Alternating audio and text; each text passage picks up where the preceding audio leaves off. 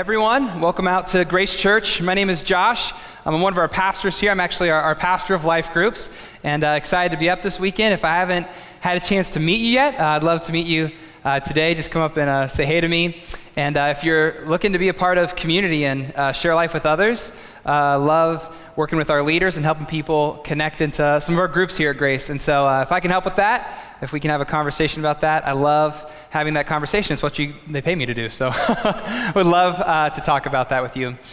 We've been in this series called Aha, and probably the shortest title we've ever had in a series, Aha. And what we've been talking about are these defining moments that where we draw closer to God.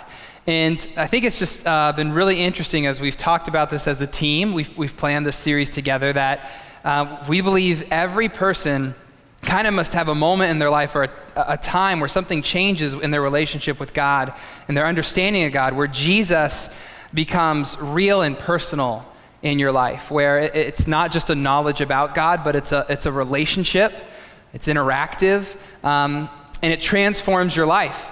And so it's really hard to describe what that's like, or especially hard to tell you how to get one. But we talk about these aha moments, these moments where the truth about God becomes true to us. Not that it's our truth, but we experience it and for ourselves.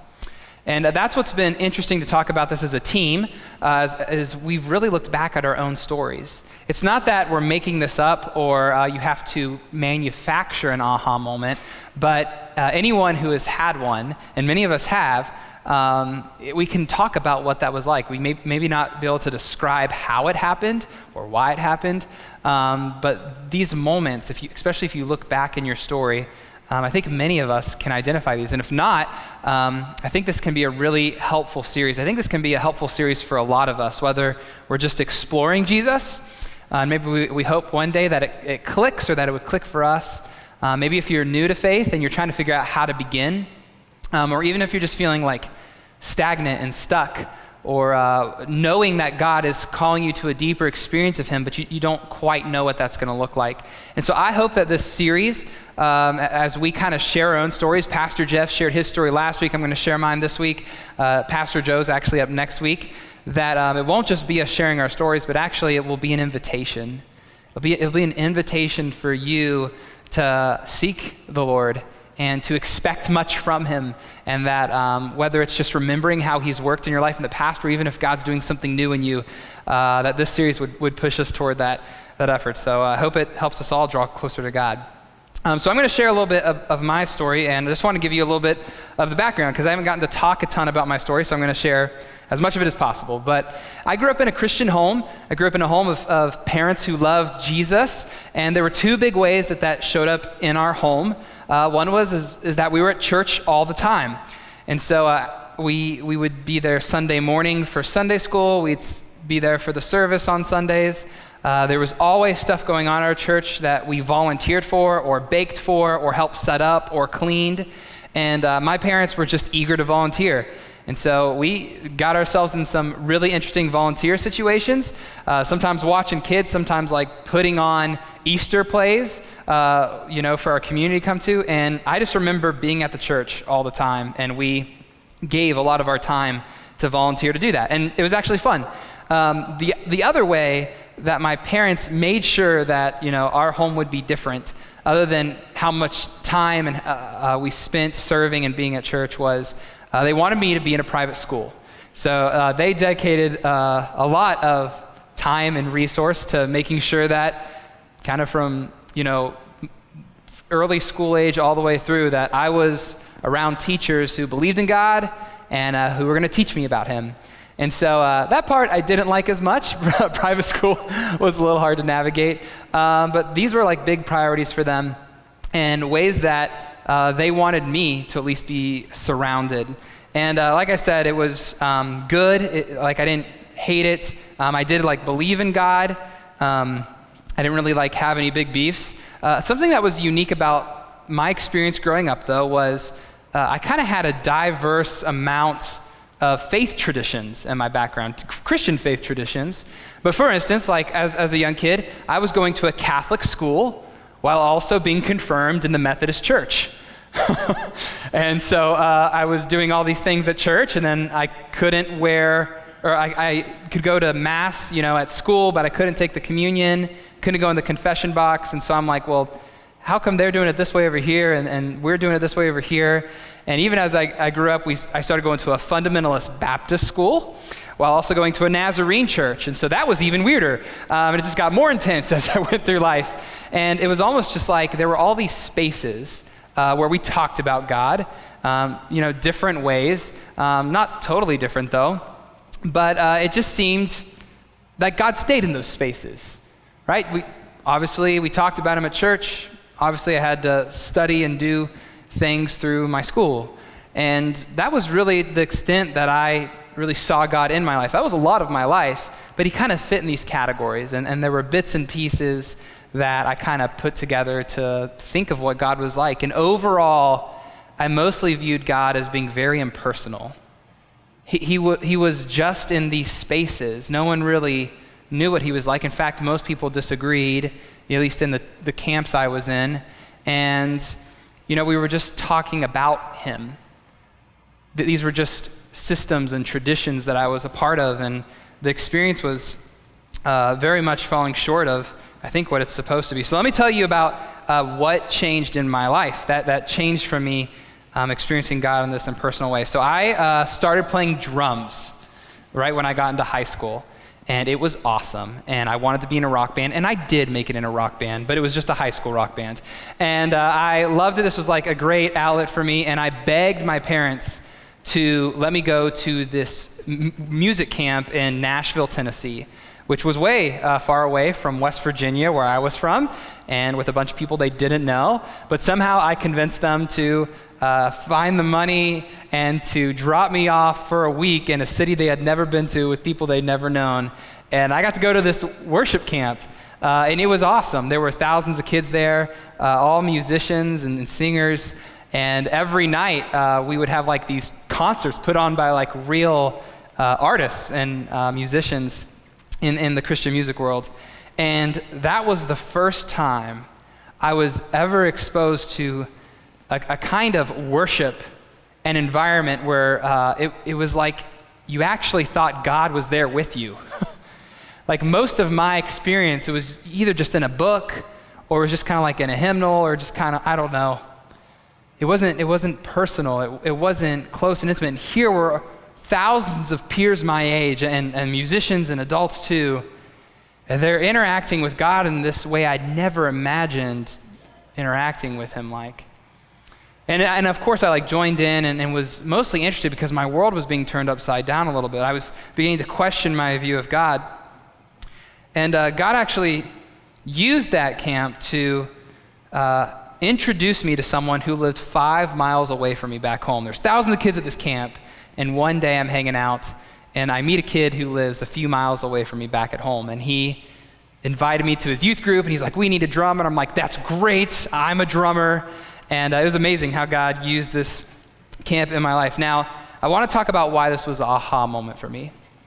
And the reason it was this moment and what was happening right after was such a big deal is because I began to realize that God actually wanted me.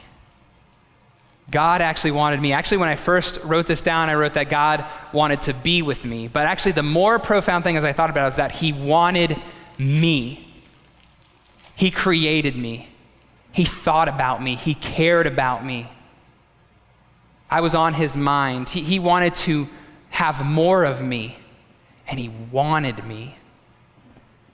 And it was through this worship experience and seeing people interact with God in a close way, in a way that they responded to him, in a way that they loved him back, in a way that they thought he was listening and they were singing to him. And they were singing loudly and they were clapping their hands and raising their hands. I was like, what? This is the most bizarre thing I've ever seen in my life. But it captivated me, and it began over those next few years to make me think, man, maybe God wants me to have that kind of an experience with him. And I wanted it to be true, and I even began to think it could be true because of who he was surrounding me by, right? I met this young guy my age who invited me to his youth group, and I began to get around youth pastors and other people my age who the environment was so different. And that's actually why I think this was so hard to believe, is in one sense, God felt impersonal. But in another sense, there was a lot of hurt in me because I didn't feel wanted. And actually, as I talked to the team about this, I knew this was going to be hard to share, but I wanted to share it with you guys. So growing up, I struggled a ton with feeling unaccepted, with feelings of rejection. And that's like super normal for everyone in middle school. It's like, yep, that's what middle school's like. That's like the subtitle for middle school is rejection and no acceptance. And as I grew up and now look back on it, I can tell that my experience was different than some. It was probably more intense than some. Probably wasn't the worst. But it was really challenging me to navigate this space because I never felt really safe around my peers. I don't remember ever having a real friend that just wanted to be with me, who accepted me. I remember a lot of what it actually was like. I mean, I didn't have a friend group. I didn't really have a place I fit in.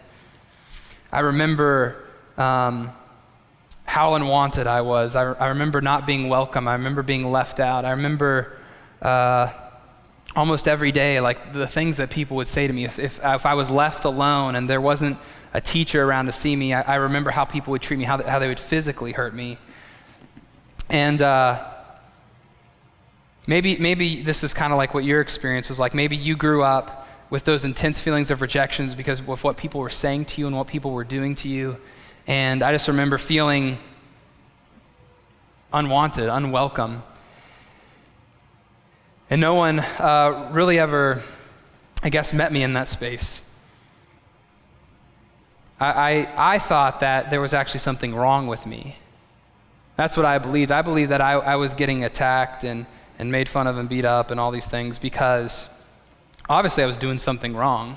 I didn't know what was so wrong about me, but I was determined that if I could figure out what it was, then I could fix it. I could fit in. The pain would stop. Someone would accept me. It'd be okay. And I think overall I just felt like a loser. I felt unworthy. I was ashamed of. I was ashamed for things that I knew I had done, and I was ashamed of things I didn't even know what to be ashamed for. I just thought there was something about me that wasn't okay. And so if you did grow up this way, or you had this view of self growing up, I mean, it's a persistent message, right, of what people say to you and do to you that says, you don't matter. You're not wanted here. And if you tell a kid that enough, and if you make them feel that way enough, they'll begin to believe it. You don't matter. Get out of here. We don't want you. The only reason we want you around is to hurt you and to make fun of you and to make ourselves feel better. And so specifics don't really matter for what that was like, because what it ultimately made me feel was it made me feel like I couldn't belong, like I was unwanted, and especially on top of thinking that God was impersonal, maybe he didn't want me either. And so this was profound to me. Maybe you're like, Josh, that's not really that big of a deal, but for me it was. For me, thinking that someone wanted me, that was kind of the beginning of my aha moment. And this is what it actually looked like in my life. Actually, God's heart for me looked like God's people accepting me. Now, let me explain what I mean by accepting, because I think this means a few different things to different people. What I don't mean by accepting is that they accepted or approved of everything I did in my life and just celebrated me no matter what I was doing.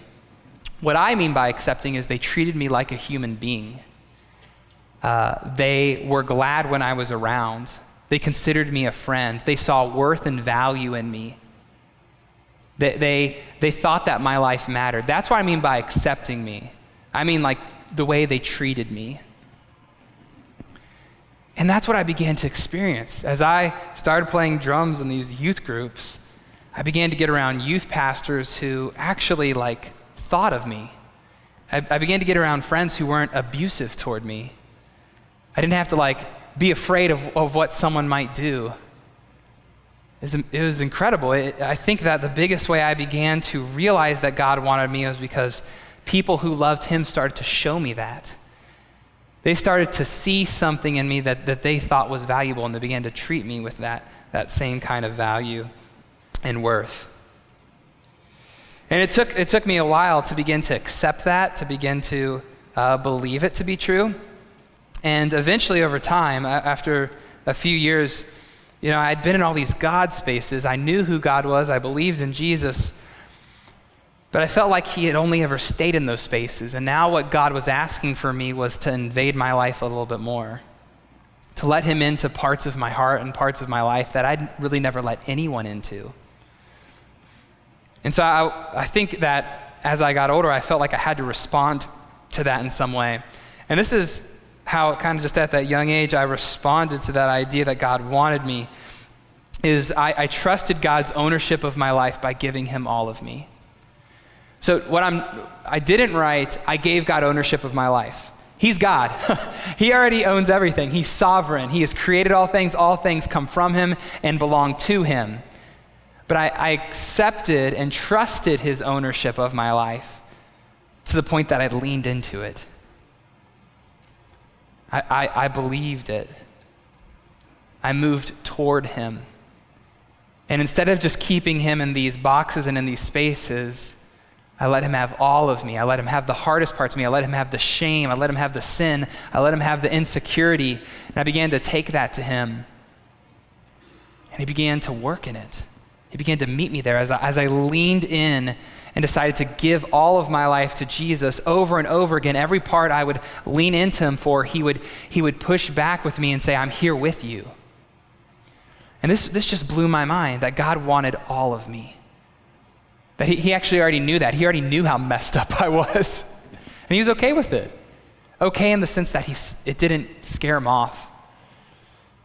He didn't push me away. He didn't say, you're damaged goods. As I began to give him all of my life, there were other ways that, if what I was doing in my heart, where I was trying to find significance, where I was trying to almost prove my worth and prove my value and earn it. And you begin to invest your life in these things and try to find significance. There's actually an author in the Bible, his name's Paul. He had these spaces, and he said this about them. He said, whatever were gains to me, I now consider loss for the sake of Christ. What is more, I consider everything a loss because of the surpassing worth of knowing Christ Jesus my Lord, for whose sake I have lost all things. I consider them garbage, that I may gain Christ. See, Paul was very religious. Paul knew a lot about God. He had God spaces. But it wasn't until that he encountered Jesus that he began to surrender all these things that gave him worth, value, significance. He calls them gains. He realizes all those actually were for loss. They weren't what he was supposed to give himself to. See, that's the wonderful thing about when you decide to give all of your life to Jesus, is you will find that everything now finds its home in belonging in him. You don't have to prove it. You don't have to go find it. He made you. He knows you. You're his.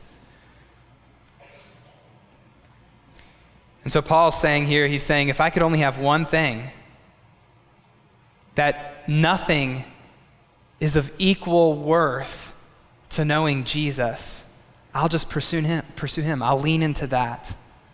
I would give up everything else just to know and belong to him. And so I wanted to give myself to something, and I wanted to find where I belonged. And I already tried finding significance in other things, and clearly it wasn't working. And God did. He moved close to me. I began to experience him in fresh ways. Actually, I would say around that time, at the end of high school, I began to think about if God could use my life in church ministry.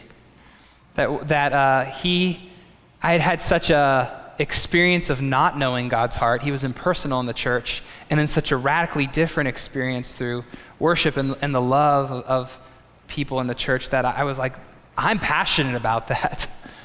I'm passionate about helping the church actually be the place where people are safe and can find belonging and can experience God's desire for them and love for them. And that passion stirred up in me. If you ever spent time with me here at Grace, like, you know that's my passion. If you feel marginalized or on the fringe and you're like, how can I belong here? And we've gotten to have that conversation. I feel like it's my prayer, my hope that you would see you do belong here. Like, the people who come to Grace Church, we're all messy. We're all broken. We're all rejects. No one comes here with high status. No one gets the upper hand. We meet people where they're at so we can take them where they need to go. And that goes for anyone.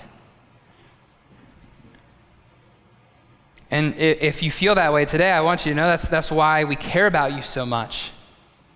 It's because it was only because of learning what God's heart was for me and how other people showed that to me. That was the only reason I even had an aha moment. I don't think anything would have been different about my life if it wouldn't have been God revealing his heart to me through the acceptance and love and invitation of others. And so I pray and hope that Grace Church is a place where that just keeps happening on and on and on. And so that was my big kind of aha moment as a young person. I would say where God got a hold of my life. I gave all my life to him and he began to change the trajectory of my life. I did also today want to share another aha moment in my journey, another moment where I had to really reconcile something I'd gotten wrong about God. And so as I began to pursue a life of following him and figure out what it would look like to maybe one day pastor and serve in a church, I dove all the way in. I wanted to give all of my life to God. I was going to do everything for him. But see, there was a problem. As I began to give all of my life to God, I started to, change how I interacted with him. Maybe the way I'd say it today is actually this. I would say that my God formula stopped working. See, I'd created this formula in my mind that if I was going to give all of my life to God, then I would do all of this stuff for him. And in doing all this stuff for him, I would begin to experience more and more of what he was really like. That the more I did, the more of him I would experience. But actually, what was very frustrating for me, where my God formula began to stop working, is that I was doing more and more things for God, but I was moving further and further away from him. It's because I changed and traded what he wanted for me with something else. See, I began to trade worship for performance on a stage.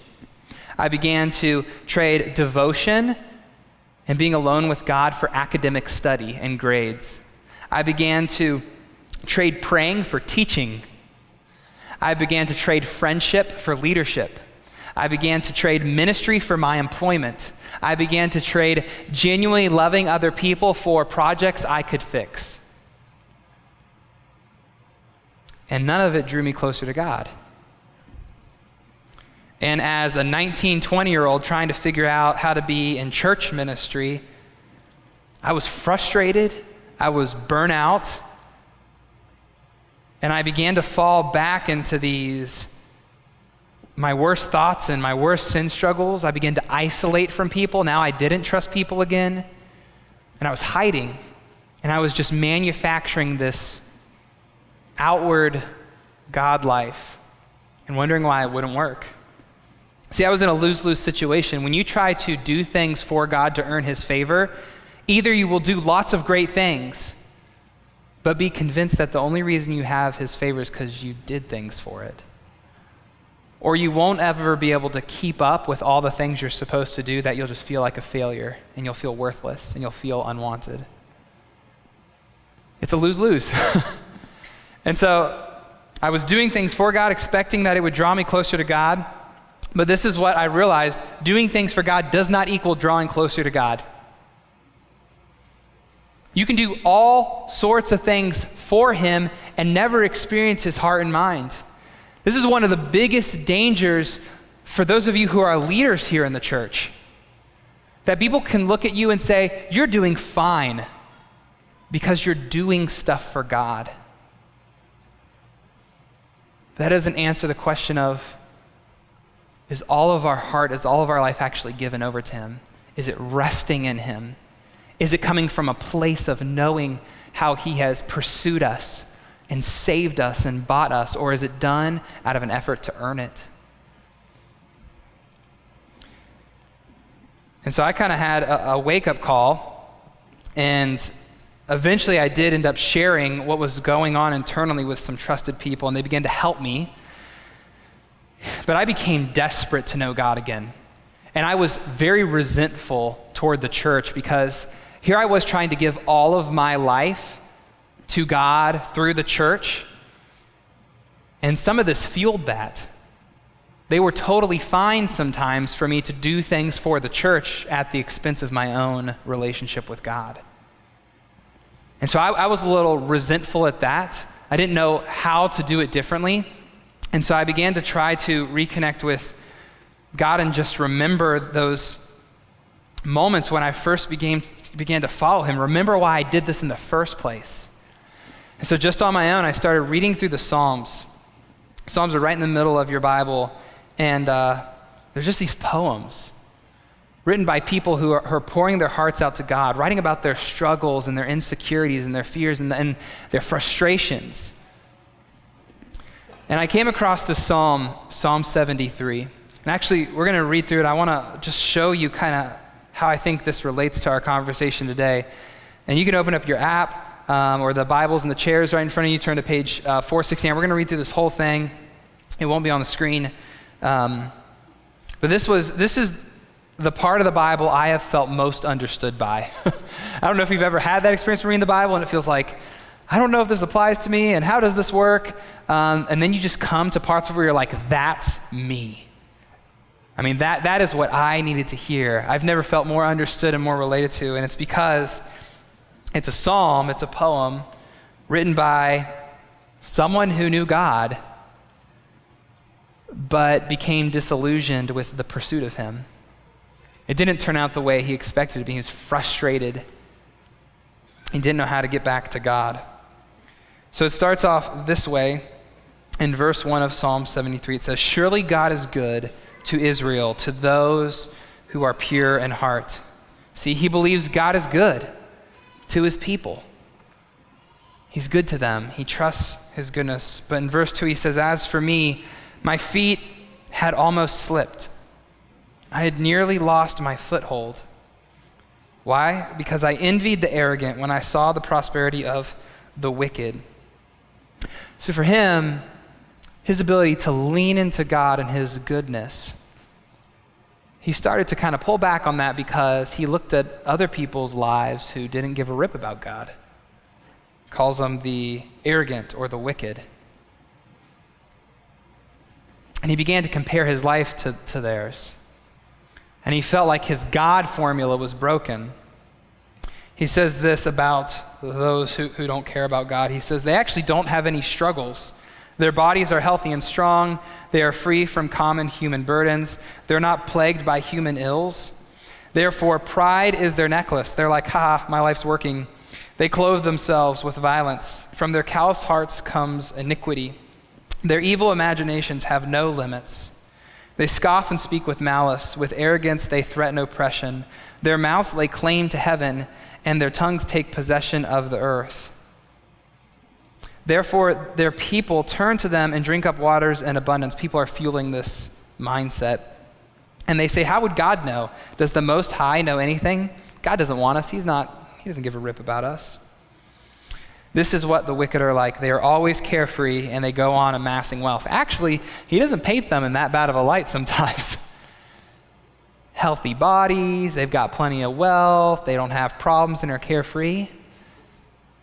See, what's happening to him is he's beginning to see all the work that he's putting into leaning into God's goodness, to being someone who follows God. And he almost slips. Because he begins to look at other people and maybe they have the good life. Maybe they're the ones who actually have it figured out because it's easy for them. They don't have to worry about giving their lives over to God. They don't have to worry about giving all their lives over to God. They keep him in these spaces. In fact, they don't even think that he wants to be a part of their life. And so they put him in these spaces or they ignore him altogether, and for some reason, life is fine for them. But I'm spending so much time being aware of my sin, being aware of who God is and how to draw close to him, and I'm moving and working and pushing toward him, and I'm trying to get his goodness, and I'm trying to experience it, but I just can't get close enough to it, and he's about ready to throw in the towel. He's completely disillusioned of this pursuit of God. He's forgotten why he even began it in the first place. He says this in verse 13. He says, well, surely in vain I have kept my heart pure. Isn't this a waste? And have washed my hands in innocence. All day long I have been afflicted, and every morning brings new punishments. He doesn't even see the value and joy of belonging to God. But he says this, if I had spoken out like that, well, you actually already did, you wrote it down. If I had spoken out like that, I would have betrayed your children. I would have completely forgotten what you've done for me, your family. When I tried to understand all this, it troubled me deeply until I entered the sanctuary of God. Then I understood their final destiny. See, what does he do? He has to remember where their lives are going. They've already separated themselves from God, and their lives are only going to move them further away from that. But it's not until he just stops doing things for God and he just goes into the sanctuary, the place of God's presence, and he's just with God, that he remembers, I'm with you. That's what this is all about. It's not about what my life looks like or how easy their life is or what rewards they get. He says it this way, surely you've placed them on slippery ground. You cast them down to ruin. How suddenly are they destroyed, completely swept away by terrors. They are like a dream when one awakes. When you arise, Lord, you will despise them as fantasies. So their life just disappears. They weren't pursuing God. They weren't seeking him. They weren't responding to his love and pursuit of them, and it slips away. And he says, when my heart was grieved and my spirit embittered, I was senseless and ignorant. I was a brute beast before you. This is where I start to relate to this psalm. That I get into this position where I get so angsty with God, I get so frustrated that I become grieved, become disappointed. I get embittered. I act in ways that I wouldn't normally act. I act like a brute beast, and that's what describes my relationship with God, is I'm just acting out. What does God do with people who act like brute beasts? Verse 23 says, I am always with you. That's the hardest thing for me to believe about God, that he's always with me, that he's faithful even when I'm not faithful, and that when my heart is where it is sometimes, or when I speak of him or I act toward him like a brute beast, he says, I'm still with you. I'm holding the screaming toddler. I still want to be near you. I'm not pushing you away. It says, you hold me by my right hand. You guide me with your counsel. You walk with me through life. And afterward, you will take me into glory. The place I'm going is to be with you. I'm with you now, and ultimately I'm going to be with you. And this is actually my favorite part of the psalm. Verses 25 and 26 say, whom have I in heaven but you, God? Earth has nothing I desire besides you. My flesh and my heart may fail, but God is the strength of my heart and my portion forever. See, God knows who he wants. He knows who he's chosen. He's chosen people who act like kids and who are messy and whose flesh and heart fail. He calls people who are broken. He calls people who are rejects. He calls people who don't have it all together, but he sees worth in them. He sees value in them. He picks up dead things and makes them beautiful again. And what we lean on in response is we'll get our lives together. No. Because God is the strength of our heart, and he's our portion forever. The only reason we stumble our way through this life is because he goes with us. He opts in to being a part of our lives even though we're broken and messy. And ultimately, the whole point in doing all this is to get him, is to one day be fully united with him, and we experience him now. There's nothing on earth he desires. There's nothing worth finding our significance in. There's nothing worth chasing. We keep thinking that there's something better out there for us. We keep thinking there's something better in the world that has to offer us where we can find significance and worth and value. And what we're just doing is we keep going to the dumpster for food when we've been invited to a banquet. There's nothing on this earth that compares to him. Whom have I in heaven but you? Who is like God? Who loves you when you feel unlovable? Who sees worth in you when you feel worthless? Who sees value in you when you feel invaluable? Who cares about you when everyone doesn't care about you? Who is like God?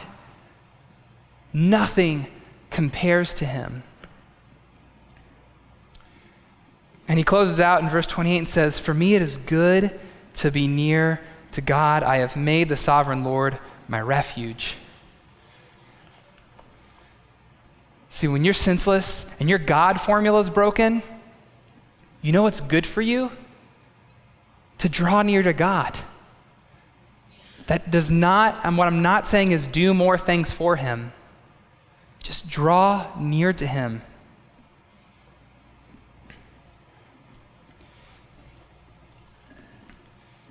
I think that when our God formula is wrong too, we have to go back and question, what did we expect? Where did it go wrong? Is it most likely how we've begun to view God? The way I began to respond to this moment of my God formula being broken was I rested in God's work and stopped trying to prove myself. See, God already knew he was calling. He already saw worth and value in me when I felt worthless. He already saw me at my worst. He still sees me at my worst.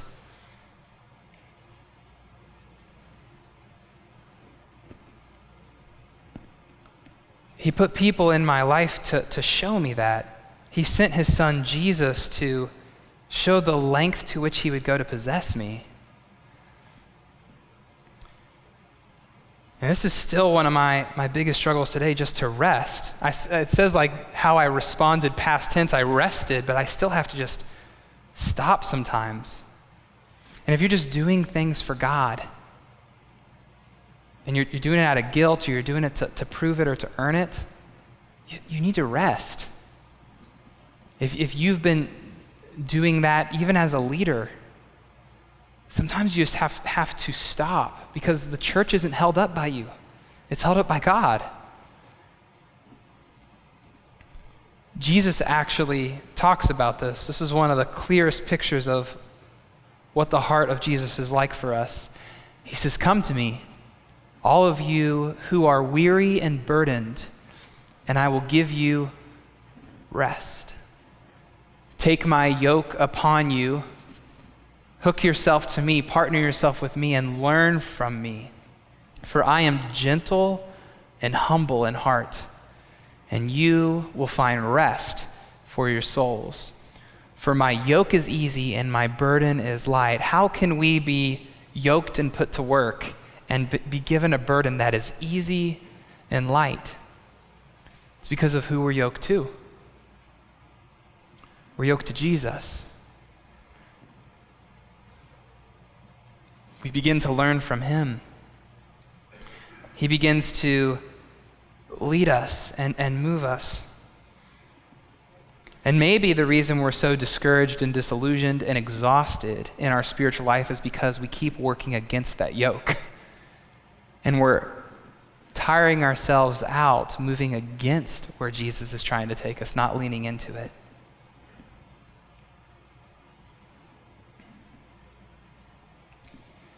For me, resting in Jesus came through a number of different things. You know, here I am, I work at a church.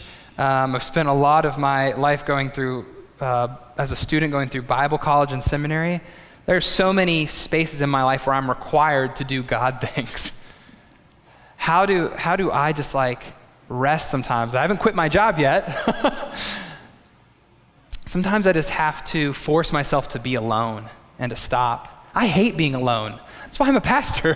That's why I like my family. I'd rather be with my family or just like here hanging out. I'd rather be around people, but I have to force myself to go retreat for a weekend at a cabin and not take work to do, like church work, just like go be with God for myself. Sometimes I have to block off a morning and just be in silence and solitude or journal and just talk with God, not work through a list, not get to the agenda.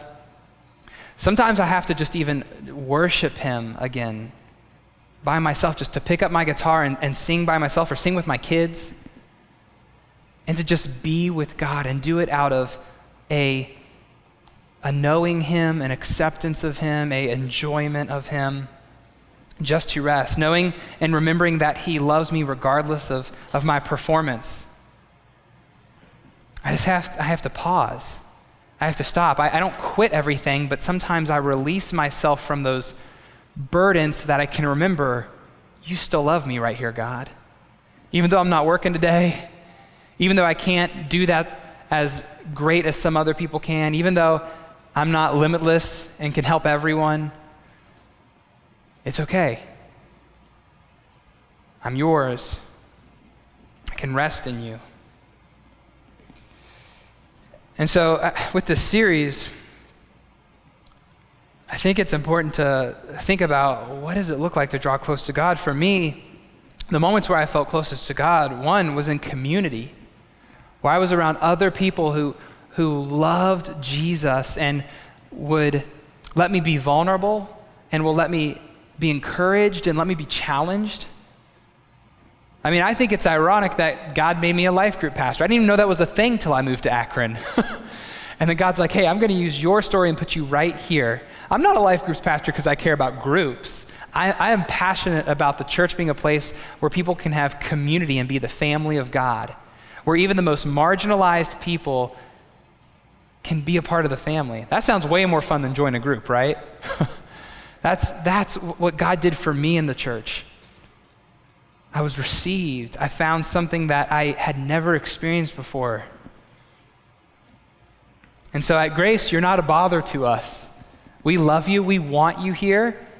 And if you feel like you're that I don't fit in or I'm the fringe, you actually belong here. You do fit in here. You are wanted. You are a part of the family and you belong. The other way, besides just the vulnerability and friendship and community, was worship, which I already mentioned, whether that's just on my own or even here in these chairs with you, right? That we don't have to be afraid of being loud or putting our hands up in the air or just sitting in the chair and weeping, because you're doing that too. Like, you don't have to be afraid of doing that because someone else is already. And that in those moments of worship where we can just be honest and vulnerable and God actually can meet us there. If you've never been able to meet with God honestly in worship, that may be a space he just wants you to be because you don't have to do anything. You're not in the band. Actually interact with him. You don't have to be loud and extroverted like me, but you can interact with him. You can contemplate him. You can speak to him softly. You can believe what we're singing and you can receive it. And you can do all those other things too. If you want to put your hands up, if you want to cry, like, this is safe. This is a place where we get to meet with God because he is good. And we believe he wants us, that he's chosen us, that he sees worth and value in us. And we don't have to do anything to prove it. We just get to receive it because of what Jesus has done and chasing us down and bringing us back to him. We just get to cry out. But God does want all of you. And so I would encourage you to let him in. Because I found that the moments where I long for God, God loves to answer that prayer. He loves to meet me when I long for him. When I push everything else out of the way and the things that I've began to find significance in, and I say, actually, God, it's just you. Oh man, he'll meet with you. Over time even, it'll become more real. And so I'd like to invite the band out, and I'd love even to pray for our time right now. God, we want to know who you really are. And I believe, just even from my own experience, that there are many of us who are in that position of not believing that you actually want us. We feel void of value, and we feel like rejects. We feel worthless. And there may be other things we can point to that, but God, we need to know that you think differently about us. And so, for those of us who are maybe afraid to lean into your acceptance, they're afraid to give all of their lives over to you. There are parts of their heart and parts of their lives that they haven't trusted to you yet. Would you help them to be vulnerable enough even now to just lay that down before you? To trust that to you, that you would meet them there. That we can draw close to you and we can know you. Give our church courage when we're afraid to trust you. Help us believe what you see, what you've shown us through the person of Jesus. And I pray that in his name, amen.